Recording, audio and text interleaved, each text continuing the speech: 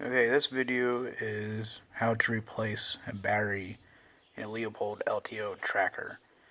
I looked online to see if there's any YouTube videos, any assistance on their website, and all it says about a lock ring, which a lot of people might think of the scope as a lock ring as being this piece here, which that's just a screen cover. What you'll do, this is a lock ring right here, and you'll actually put your hand like this, with your other hand, which I'll put the phone down so you can kind of see, and you'll go clockwise with this.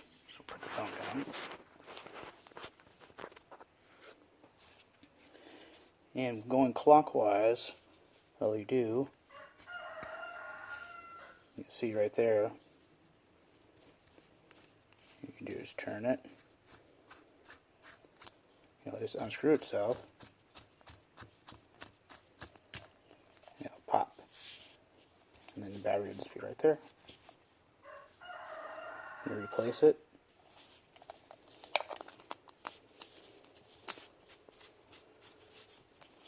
And put it back together.